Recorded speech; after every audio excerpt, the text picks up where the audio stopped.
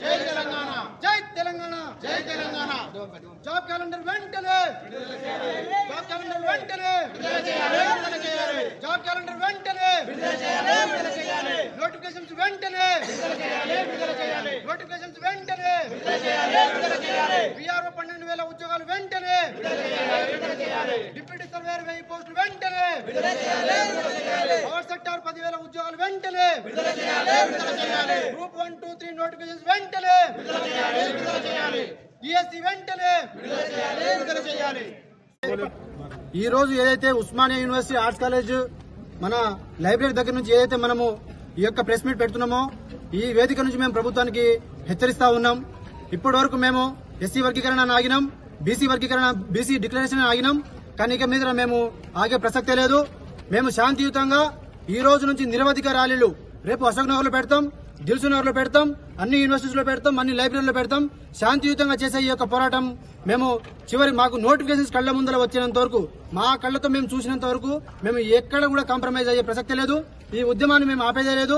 శాంతియుతంగా ఖచ్చితంగా మేము ఈ యొక్క ఉద్యమం చేయబోతా ఉన్నాం.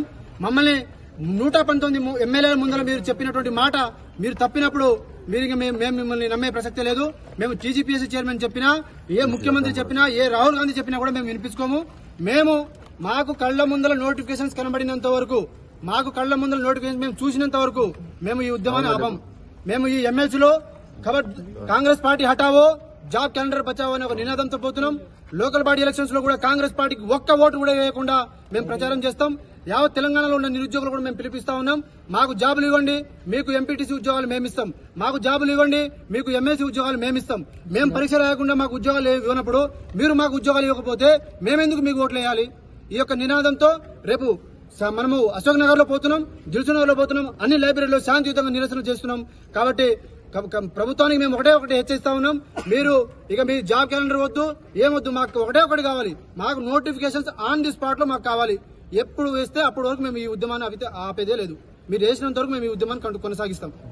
మీరు 62 నుంచి 65 పెంచుకున్నారు. 65 ఎందుకు పెంచుకోవడం? 100కు పెంచుకోరు. మీరు పదవి విరమణ వయసును వెంటనే తగ్గించాలి. మీరు నిరుద్యోగులు 10 సంవత్సరాల నుంచి 11 సంవత్సరాల నుంచి ఒక్క ఉద్యోగాలు లేకుండా మీరు 11 సంవత్సరాలు ఇచ్చిన ఉద్యోగాలు 1,00,000 ఉద్యోగాలు లేవు.